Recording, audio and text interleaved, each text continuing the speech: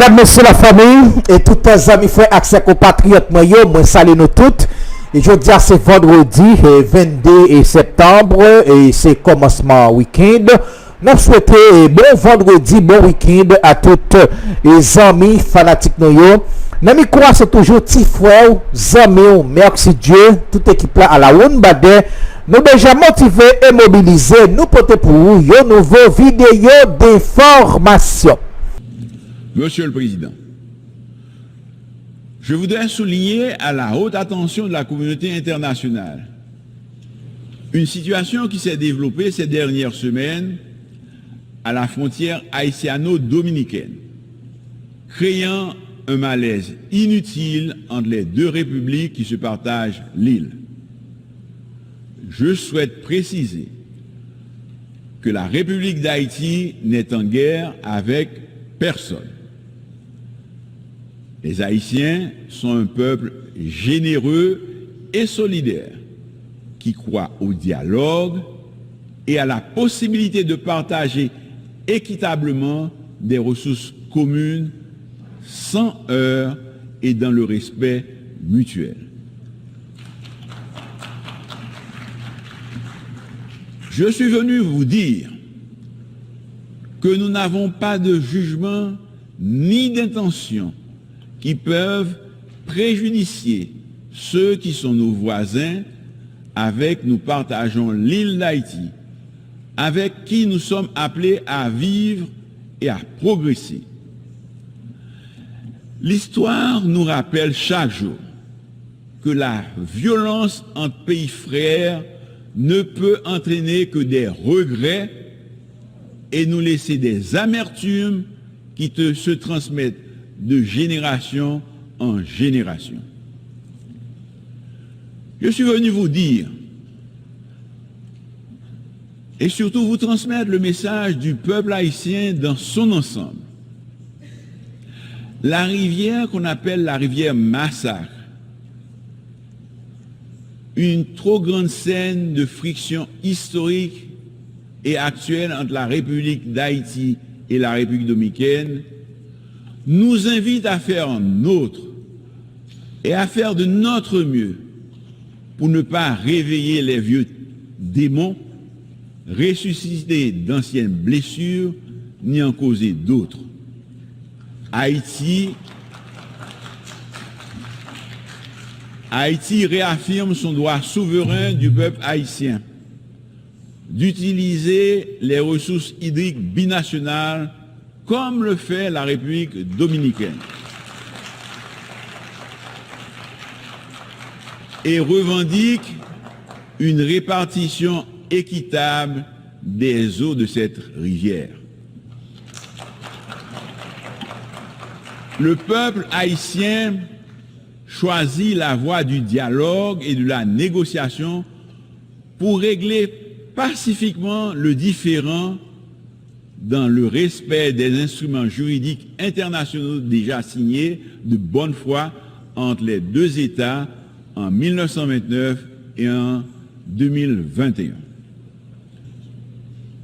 Je suis venu vous dire, au nom du peuple haïtien, que la question sécuritaire demeure la grande priorité de mon gouvernement, que la circulation des armes à feu, les enlèvements contre rançon, les massacres constituent des préoccupations majeures de mon administration. Monsieur le Président, le quotidien du peuple haïtien est pénible. C'est pourquoi le Conseil de sécurité, qui dispose du pouvoir et de la compétence nécessaires en vertu du chapitre 7 de la Charte, doit agir en urgence en autorisant le déploiement d'une mission multinationale de soutien à la sécurité à composante policière et militaire pour aider la police nationale d'Haïti à combattre les gangs et rétablir l'ordre. L'emploi de la force comme première étape demeure indispensable pour créer un environnement propice au bon fonctionnement de l'État. C'est un préalable nécessaire, mais non suffisant. Le développement socio-économique doit être pris en compte pour s'attaquer durablement à l'extrême pauvreté, source de tous nos maux. Les inégalités sociales et la très mauvaise répartition de la richesse nationale ont causé un écart énorme entre les masses populaires nécessiteuses et la minorité possédant qui contrôle 90% des richesses du pays.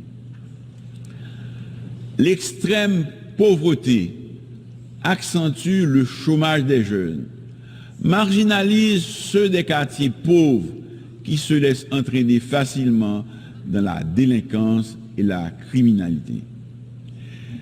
Cette catégorie constitue un terreau fertile de recrutement pour les gangs.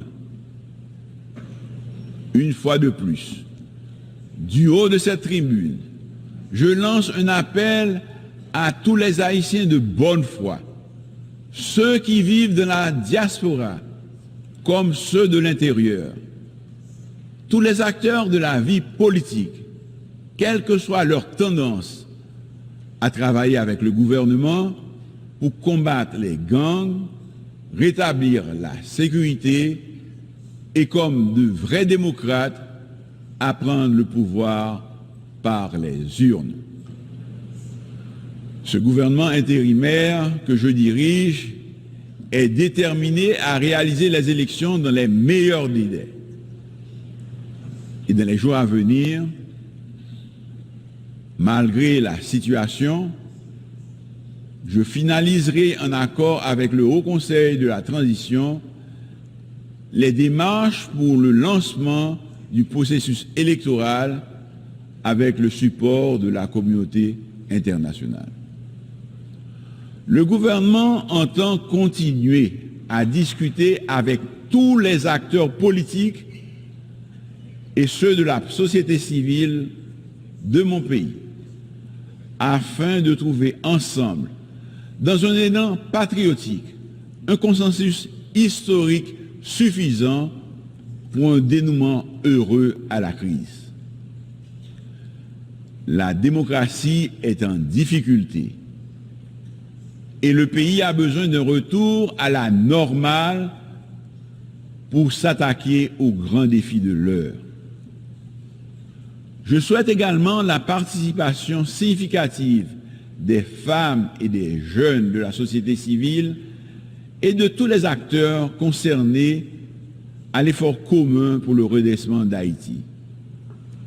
Seul un gouvernement légitime, issu d'élections libres, honnêtes, démocratiques et transparentes, pourrait s'atteler à la tâche de la refondation territoriale, économique, sociale et institutionnelle.